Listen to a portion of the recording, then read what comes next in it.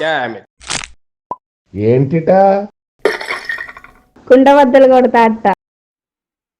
నమస్కారం, కుండబద్దల ప్రేక్షకులకి స్వాగతం. లిక్కర్ స్కామ్లో ఈడీ ఈ రోజున జగన్మోహన్ రెడ్డికి మరొక షాక్ ఇచ్చింది. కారుమూరు సునీల్ అరెస్టు తోటి ఈ లిక్కర్ రవాణా స్కామ్లో ఇది 3వ అరెస్టుగా పరిగణించబడుతోంది. మొన్న రాజకేశ్ రెడ్డి, వాసుదేవ్ రెడ్డిల అరెస్టు తోటి ఇందులో చాలా వ్యవహారాలు బయటపడ్డాయి. ఈ రోజున ఈడీ కారుమూరు సునీల్ ను కూడా అదుపులోకి తీసుకుని ఆయన ఇంట్లోంచి కూడా సోదాల్లో మరికొన్ని దస్త్రాలను కూడా స్వాధీనం చేసుకున్నట్టుగా కూడా ఒక వార్త అయితే వినపడుతుంది. ఈ లిక్కర్ రవాణా కోసం 195 కోట్ల రూపాయలు వృధా వ్యయం మరి ప్రభుత్వం మీద భారం మోపినట్లుగా తెలుస్తూ దీన్ని ఈ కారుమూరి సునీల్ కావచ్చు, రాజకేశ్ రెడ్డి కావచ్చు, ఇత్యాదులు వీళ్ళందరూ ఈ సొమ్మును పంచుకొని హవాలా రూపంలో విదేశాలకి సొమ్మంతా పంపించినట్టుగా. యాక్చువల్గా స్కాము 3,200 కోట్ల రూపాయలు లిక్కర్ కంపెనీల దగ్గర నుంచి ముడుపులు తీసుకున్నదైతే దాన్ని రవాణా చేయడానికి కార్టన్కి ఉన్న సొమ్ములు మొత్తాన్ని పెంచేసి ఎక్కడో బాంబేలో ఉన్న ఒక కంపెనీకి 4 రూపాయలు ఇచ్చే విధంగాను మిగతాదంతా వీళ్ళ జేబుల్లో వేసుకోవడానికి చేసిన ప్రయత్నం. దీన్ని కూడా ఆ రోజున సిట్ బయట తీసుకొచ్చింది.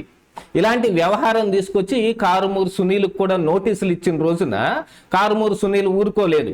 సిట్ అధికారుని ఏదో ఒక రకంగా కొనేసి వాళ్ళని పెద్ద మొత్తంలో వాళ్ళకి క్యాష్ ఆశ చూపే ప్రయత్నం కూడా చేశాడు. ఆ వ్యవహారం కూడా బయటపడింది. దాని మీద కూడా మరొక కేసు అయింది. ఇక ఇలాంటి కేసులన్నీ వచ్చి మీద పడుతున్న తరుణంలో ఈడీ దూకుడు ప్రదర్శించడం మొదలుపెట్టింది. మెయిన్ స్కామ్ అయిన లిక్కర్ స్కామ్లో 3,200 కోట్ల రూపాయల ముడుపుల స్కామ్కి అనుబంధ స్కామ్ అన్నమాట ఇది. ఈ స్కామ్లో 195 కోట్ల రూపాయలు వృధా వ్యయం చేయటం, మరి ప్రభుత్వం ధనాన్ని సొంత జేబుల్లోకి వేసుకోవటం. కానీ విచిత్రమైన విషయం ఏమిటంటే ఈడీకి అందుతున్న సమాచారం కానీ వాళ్ళ దగ్గర ఉన్న ప్రూఫ్ల ప్రకారంగా చూస్తుంటే హవాలా అయిన సొమ్ము మాత్రం వేల కోట్లలో కనపడుతుంది. కేవలం 195 కోట్ల రూపాయలు స్కామే చేసి వేల కోట్ల రూపాయలు హవాలా ఎలా చేస్తారు అని అంటే దీంట్లో వీళ్ళకి సంబంధం ఉంది ఈ 3,200 కోట్ల రూపాయల లిక్కర్ స్కామ్లో అనేది కూడా ఈడీ నమ్ముతోంది. దీంతో ఇక వీళ్ళందరూ చెంచల్ కూడా జైలు పర్వం పట్టారు. ఈ రోజునే కారుమూరు సునీల్ను కూడా అదుపులోకి తీసుకొని మరి ఆయన జ్యుడిషియల్ రిమాండ్ కోసం కోర్టులో ప్రవేశపెట్టడానికి ఈడీ సన్నాహాలు చేస్తూ ఉంది. ఈడీ కేసు పెట్టిందంటే అది సామాన్య విషయం ఏం కాదు, అది అందరికీ తెలిసిందే.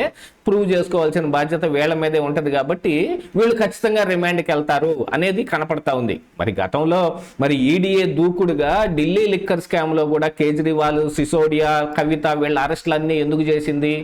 అందులో విచిత్రమైన విషయం ఏమిటంటే విజయసాయి రెడ్డికి అల్లుడైన శరత్ చంద్రారెడ్డి అందులో అప్రూవల్గా కూడా మారి ఆయన సమాచారం అంతా చెప్పాడు.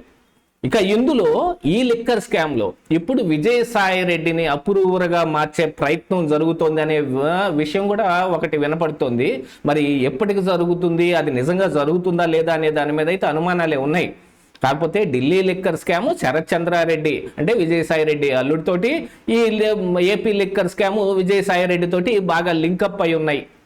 విచిత్రమైన విషయం ఏమిటి అని అంటే ఇందులో 3,200 కోట్ల రూపాయలు, 192 కోట్ల రూపాయలు ఇది చాలా చిన్న అమౌంట్గా కనపడుతుంది. అసలైన లిక్కర్ స్కాము ఇంకా పెద్దది ఎక్కడ జరిగిందయ్యా అంటే డిజిటల్ పేమెంట్లు లేకుండా కేవలం క్యాష్ రూపాన మాత్రమే సొమ్ములు తీసుకొని అందులో ఇంకా వేల కోట్ల రూపాయలు.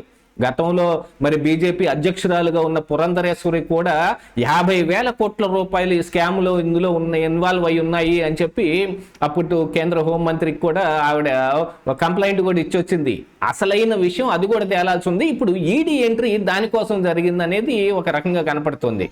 ఈ సొమ్ము మొత్తాన్ని ఎన్నికల్లో వాడుకొని అభ్యర్థులందరికీ ఈ సొమ్ము చేరవేయటంలో చెవిరెడ్డి భాస్కర్ రెడ్డి పాత్ర, ఆయన గన్మెన్లు 8 కోట్ల రూపాయలతోటి పట్టుబట్టం, ఈ వ్యవహారం మీద కూడా ఇప్పుడు ఈడీ విచారణ చేస్తుంటే అనుబంధ స్కామ్ అయిన ఈ లిక్కర్ రవాణా స్కామ్లో 192 కోట్ల రూపాయలు పూర్తి సమాచారం ఆధారాలు వచ్చేసాయి. అసలు సునీల్ వ్యవహారం అయితే ఇంకా ముందుగానే అరెస్ట్ జరగాల్సింది. ఈయన దగ్గర ఉన్న ఆధారాలు వీటన్నిటిని ఇంకా సంపాదించే క్రమంలో ఈయన అరెస్ట్ చేయకుండా బయటనే ఉంచారు. ఏమన్నా ఇటు అటు మార్పులు చేసే ప్రయత్నం జరుగుతుంటే అలా పట్టేసుకోవడానికి. ఎందుకంటే సిట్ అధికారులకి చాలా పెద్ద మొత్తంలో ఆఫర్ చేసి ఈ కేసు తన దాకా రాకుండా చూసుకోవడానికి విపరీతమైన ప్రయత్నం చేశాడు గతంలో ఇదే కారుమూరు సునీల్. ఆ విషయంలోనే కదా జగన్మోహన్ రెడ్డి కూడా కారుమూరి మీద మండిపడ్డాడు, ఎగిరెగిరి పడ్డాడు అనే వార్తలు కూడా బయటకు వచ్చినాయి. ఏం లేనిపోని దానికి మీరు ఇలాంటి పనులన్నీ చేసి ఎందుకని తీసుకొచ్చి కాంప్లికేట్ చేస్తున్నారు కేసుని అని వీళ్ళ మీద కోపం కూడా పడ్డట. మరి అక్కడి నుంచి జగన్మోహన్ రెడ్డి సహాయ సహకారాలు వీళ్ళకి అందటం లేదనే వార్తలు కూడా వస్తుంటే ఇప్పుడు సునీల్ అరెస్ట్ జరిగిందనుకోండి, మరి జగన్మోహన్ రెడ్డి పరిస్థితి ఏమిటి అనేది. ఈ 3,200 కోట్ల రూపాయలు ముడుపులు తీసుకునే దాంట్లో అంతిమ లబ్ధిదారు జగన్మోహన్ రెడ్డి అని దాదాపుగా సిట్టు తేల్చేసింది. ఛార్జ్షీట్లో ఎక్కడ మెన్షన్ చేయకపోతున్నప్పటికీ ఎందుకు చెయ్యలేదు అనే వ్యవహారంలో అయితే మళ్ళీ అన్ని వేళ్లు కేంద్రం వైపు చూస్తూ ఉన్నాయి. ఇక్కడ రాష్ట్రంలో అధికారంలో ఉన్న చంద్రబాబు నాయుడు కానీ లేకపోతే పవన్ కళ్యాణ్ కానీ వీళ్ళు కేంద్రంలో ఉన్న బీజేపీ చెప్పిన మాటలే విని దాని ప్రకారమే నడుచుకుంటున్నారు. కేంద్రంలో బీజేపీ జగన్మోహన్ రెడ్డి కోసం ఫరగా ఉంటుంది. రానున్న ఎలక్షన్స్లో ఇంకెలా ఉండొచ్చో ఏం జరగవచ్చో, జగన్మోహన్ రెడ్డిని ఆల్ఫాట్ని అరెస్ట్ చేసి లోపల పెట్టేస్తే మరి వైసీపీ విచ్ఛిన్నం అయిపోయింది అనుకోండి, వాళ్ళకి ఒకంత కొంతమందిని వైసీపీ నాయకుల్ని బీజేపీలోకి తీసుకునే అవకాశం ఉన్నా నైతికంగా అది కనపడటం ఎలా ఉంటుంది? ఆల్రెడీ బీజేపీకి వాషింగ్ మిషన్ అనే ఒక పేరు పడిపోయింది. మొన్ననే మరి ఆర్ఎస్ఎస్ కూడా ఈ బీజేపీ అధినాయకులకు కూడా తలకపోసినట్టుగా కొంత సమాచారం కూడా వస్తుంది.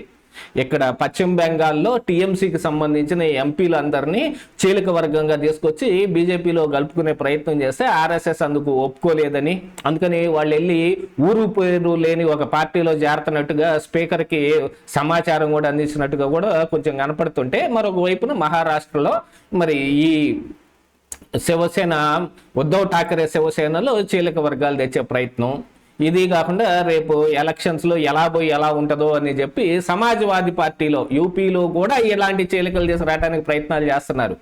ఇలాంటి వాళ్ళు జగన్మోహన్ రెడ్డిని ఇక్కడ అరెస్ట్ కాకుండా కాపాడుతున్నారు. చాలా మంది కామెంట్లో చెప్పేది కూడా అదే, జగన్మోహన్ రెడ్డి పైన మోడీ అమిత్ షాలు ఉన్నంత వరకు అరెస్ట్ గాడి అని. కానీ అవసరం వచ్చిన రోజున అరెస్ట్ చేయక తప్పదు కదా వాళ్ళకైనా కానీ.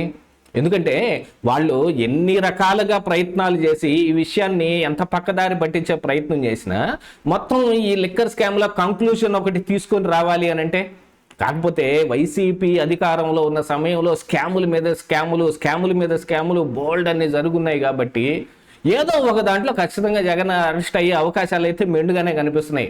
అది ఈ లిక్కర్ స్కామ్లోనే అరెస్ట్ చేస్తే ఎలా ఉంటుంది అనేది దానికోసమే ఇప్పుడు ఈడీ కూడా ఇలాంటి వాటన్నిటి మీద పడింది. కాకపోతే ఇప్పుడైతే ఇంకా జగన్మోహన్ రెడ్డి కాపాడబడుతున్నాడు. కేవలం లిక్కర్ రవాణా స్కామ్ మీదనే ఇప్పుడు ఈడీ మొత్తం వ్యవహారం జరుగుతోంది. మెయిన్ స్కామ్ అయిన 3,200 కోట్ల రూపాయల స్కామ్లో ఇంకా ఎన్ని వేల కోట్లు చేతులు మారాయి అనే దాని మీద కూడా ఈడీ సమాచారం తీయాలి. 192 కోట్ల రూపాయల స్కామ్ జరిగిన దాంట్లో ఈడీకి వేల కోట్ల రూపాయలు హవాలాలో మారినట్టుగా సమాచారం అందుతుంటే దాన్ని మాత్రం పక్కకు తప్పించి ఎలాగ జగన్ కాపాడగలుగుతారు? దాదాపుగా ఈడీ ఒక రకంగా జగన్కి షాక్ ఇస్తున్నట్టే లెక్క. ఇదే ఈరోజు కుండబద్దలు.